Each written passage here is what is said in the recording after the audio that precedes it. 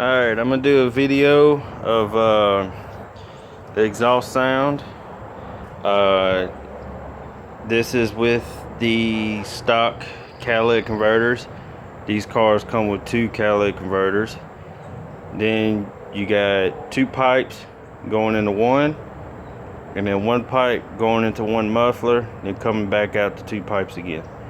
I have the regular two catalytic converters and one resonator, and the only thing that's not stock on this exhaust as a muffler is a MagnaFlow exhaust.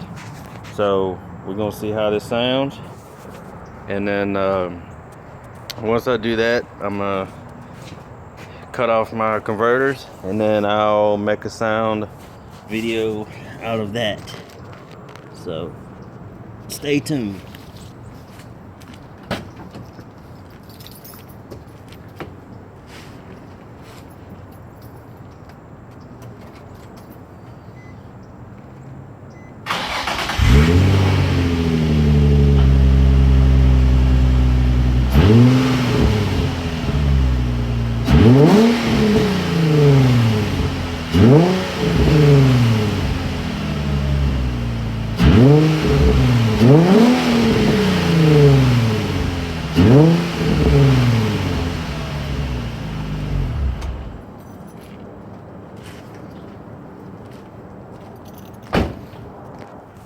And that is the sound of stock exhaust aftermarket MagnaFlow muffler.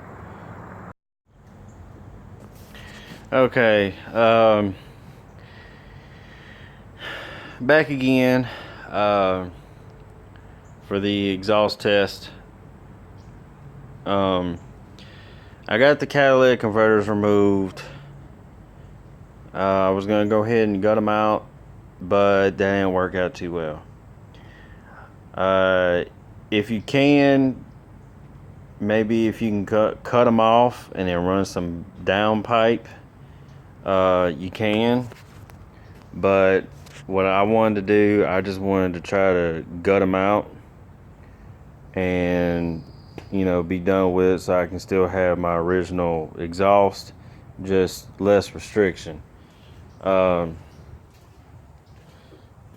Usually what you can do is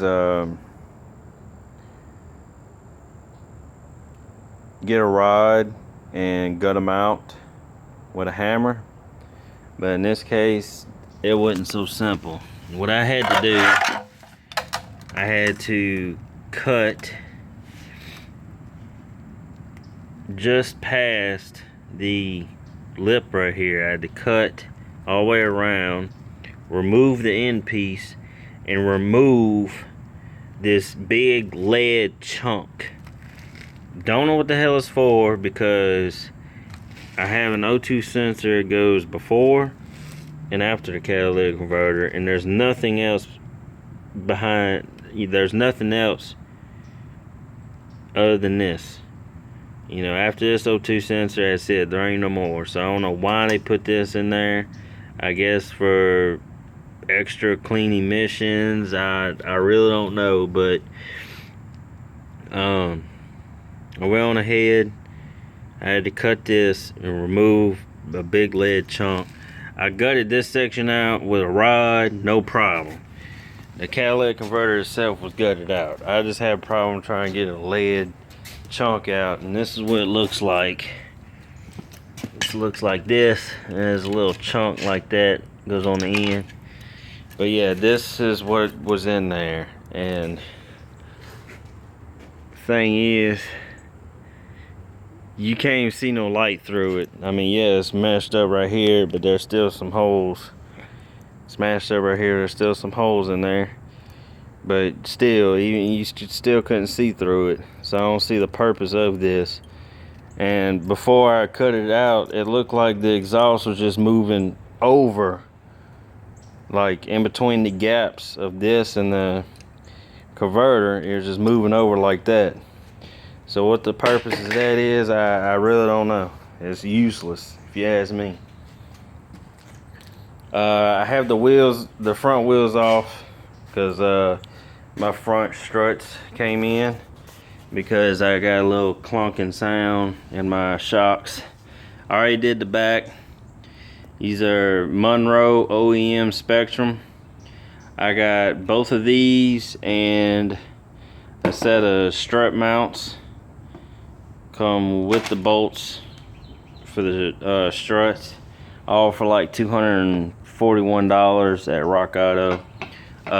63 for both pairs for the back.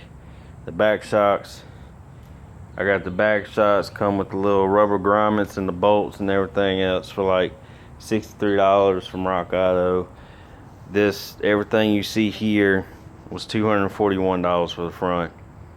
I usually try to buy complete assemblies that come with the spring, the strut mount, everything already together, so I can just throw it in there. But in this case, I couldn't find none, so I do have spring compressors for struts. It's just, you know, less work if you can just find a complete assembly. Now, if you're like dead broke, yeah, go ahead and just buy the struts. Go rent a spring compressor. So, well, I'm gonna go ahead and get these put back in, and stay tuned. I will do the exhaust sound of what it sounds like without catalytic converters, because pretty much these are straight pipes now. So I'm gonna do that and see how it sounds. I'm gonna see how the car reacts, and I might take it to a muffler shop and get the resonator cut off and just run a straight pipe, and all I have is just a MagnaFlow muffler. But I'm gonna see how it does with just these for now, so stay tuned. I'm fixing to put these things in. We're gonna see what it sounds like. Alright, just now I got my pipes back in. Now we're fixing to do a start up. Now the engine is cold, so you see a little white smoke, it's because the engine's cold and ain't warmed up.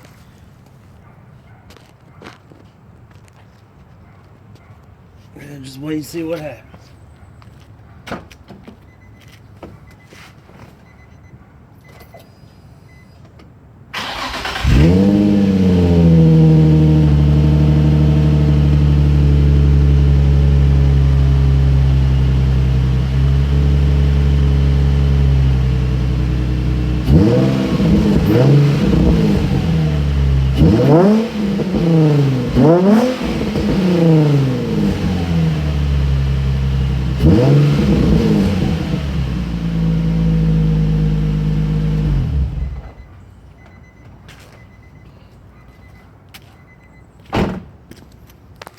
Okay, ain't that much change, but you can definitely tell it's just a little bit louder.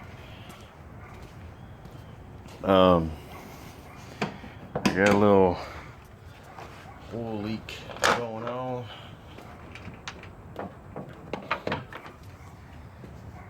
See, the engine is still cold, so my oil pressure is like sky high. And when I rev on like that, oil pressure gets up to like 120. So, in high oil pressure, if you're mechanically inclined, you should know. Oh yeah. If you're mechanically inclined, there you can see the smoke. If you're mechanically inclined, you know high oil pressure, where does all your oil go? To the valve covers. So, and I got this one little bolt when I changed my valve covers because my spark plug 2 seals were leaking. And if you're watching my previous videos when I first started the 350Z project, I think it's part 1 or part 2, I talked about the valve covers, about how they're non-serviceable. For Nissan, you have to replace all the valve covers. I got this set, $121 a piece at Rock Auto, cheapest place I can find them. But I had this one little bolt I couldn't get to, and that's where it's leaking from. But it's not leaking to the point to where it's, you know, pouring oil everywhere. I mean, The only time it really leaks oil from that area is when it's like, you know, when I turn the piss out of it, then the oil might burn a little bit, but only when the engine's colder. Now if it's fully warmed up, it won't do it that bad. I can turn this thing 7,000 RPM and it won't be that bad. So and now I got my converters in. Car sounds alright. I'll probably get the resonator removed. I'm gonna take it for a test drive after I get these struts changed out.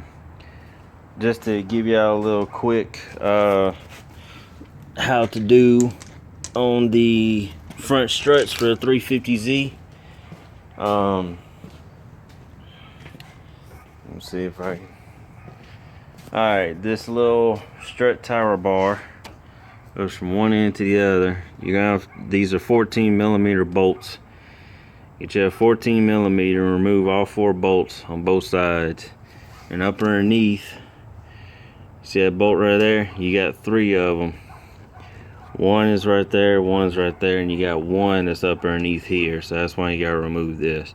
You gotta remove all 3 of them bolts. I wanna say they're 12, it looks like. Maybe a 14mm. But it's at least a 12. You remove them 3 bolts. Then you come down here after you take the wheel off. You got your, if you have a enthusiast model, touring, or track model, you're gonna have this little wire right here for ABS and traction control. Base models, I don't think, have this, so you don't have much to worry about, I don't think. But you just remove this, it unclips from there. Then you got one nut over here you undo, and that undoes your brake line bracket. And then you got a bolt and a nut down here. See if I get the camera to focus. I want to say that would be, I think, a 14. I don't know, let me see. We're gonna find out. It's a 14.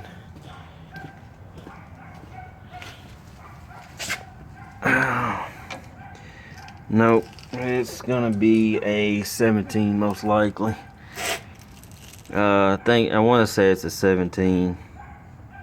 Get you a wrench on that side, or an impact, or a ratchet, and probably put a wrench on that side as well.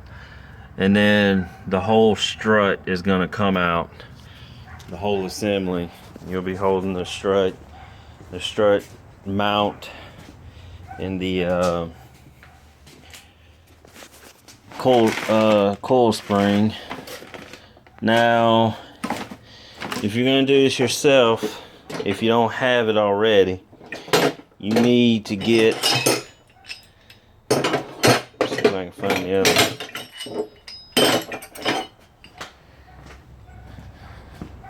You need to get a set of these. These are older style spring compressors, but they work. These are really old, by the way, but they do work. This is threaded on, and this slides freely. And what you do is you get a bite on the top and a bite on the bottom, whichever, make sure it's seated properly. Then you get your ratchet. Impact is the easiest if you have one, and then get your socket, put it on there, and then what it'll do is it'll press this down like that, and it'll compress the spring. Once you get the tension off that strut mount, you're gonna loosen, I don't know if you can see it, this little bolt right here. Let me get my light. See that bolt on top of that stud? You're gonna loosen that off. You're gonna bust that nut off. Then the whole strut, the strut mount and the coil spring should come off.